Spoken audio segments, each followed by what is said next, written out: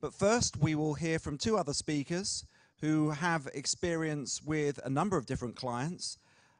We have Vincent Chaudel and Rod Kohler.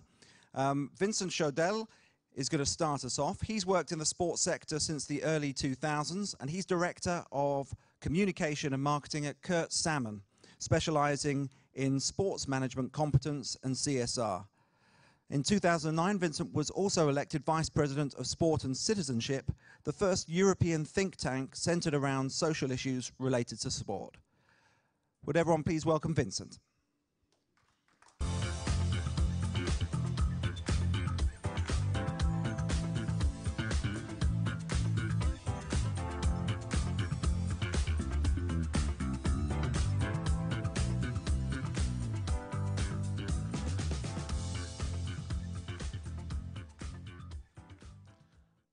Hi. Hello. Thanks to give me the floor.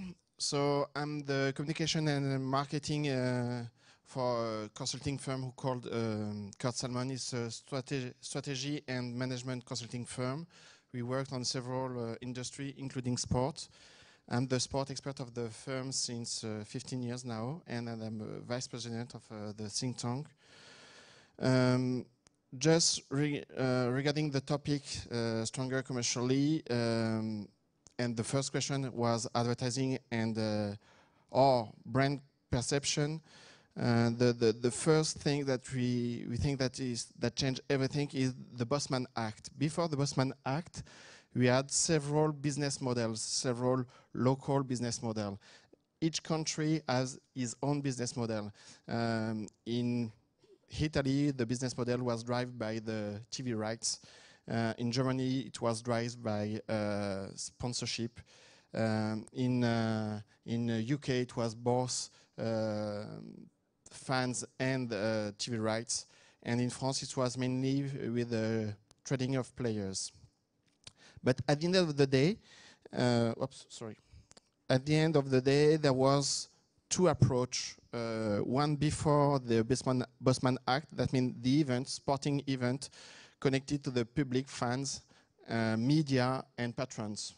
At that time, to be a key sponsor, a main sponsor of a team, the cost was around, let's say, a couple of hundred of euros. After the Bosman Act, there was one major business model, was, let's say, the consumer business model. And the value of the sponsorship was increased a lot, let's say more than millions.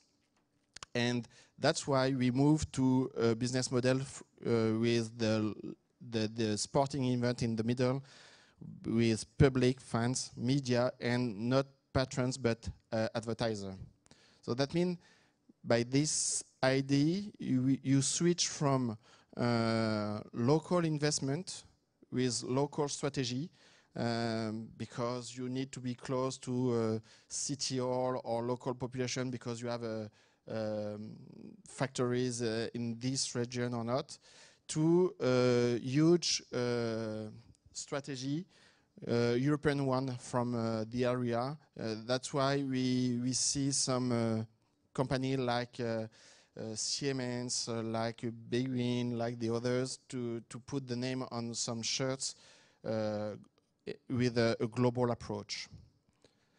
So to sum up this first stage, we move from a local approach, and the expectation of sponsor was local fans and influencers, local influencers, to a global approach in terms of exposure, media coverage, awareness. And nowadays, just to give an idea, nowadays to be a main sponsor of a top team that costs nearly 25 to 50 or more than 50 million of euros. You can have this for a brand like Nike, like Chevrolet, like Fly Emirates and the others, but to be the main sponsor of a top teams, it costs really a lot. So for that, you need to have a local approach. That means you will invest a lot in terms of branding exposure, but you will try to organize your return on invest locally, to transform the global investment in business. So you will have classic approach like a CRM approach to get, keep, and increase your revenue. The second question that the organization addressed to me, it was sponsorship or partnership. At the end, we work a lot in terms of consulting for the digital approach. Okay, we know that we are in a changing world and it's going faster and faster, probably faster than ever before. So we moved to, let's say 30 years ago, to a classical approach. That means people, fans inside the stadium, and we try to expose the brand to the fans. To nowadays, a digital approach with, of course, TV, but also smartphone.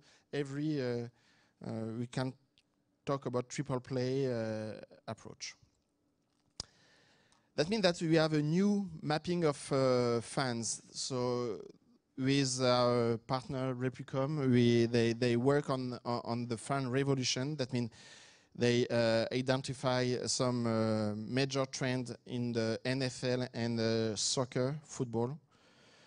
And now the fan, we can talk about fan revolution, have a specific DNA. You have, of course, the connection. You can have the game expert, the trend positive, the armchair fans. That means it's not because you don't go to the stadium that you are not a fan, and that don't mean that you can't sell him something.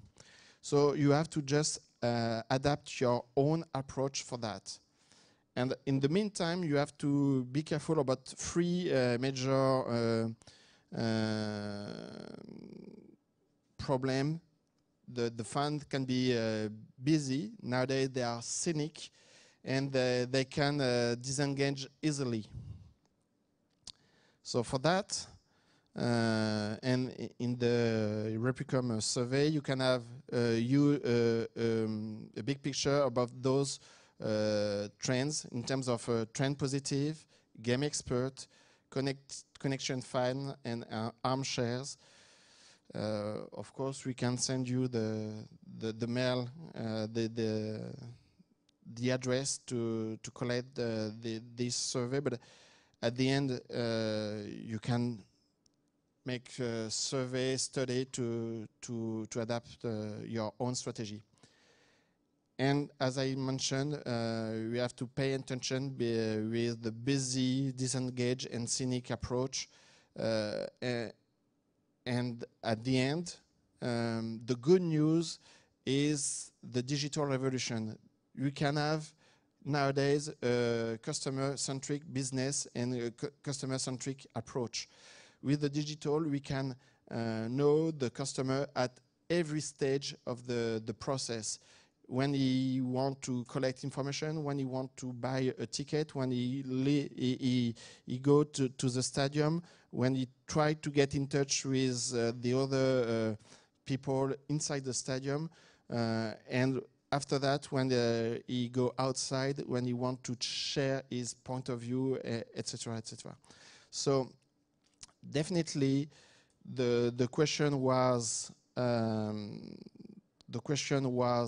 sponsorship or partnership. Due to the amount of the sponsorship engagement, sports organizations, sports bodies, sports clubs, and sponsors have the same interest. They have no more than a co-branding, but co-construction approach. So definitely, it's a partnership that you have to build with the sport entities. That's it.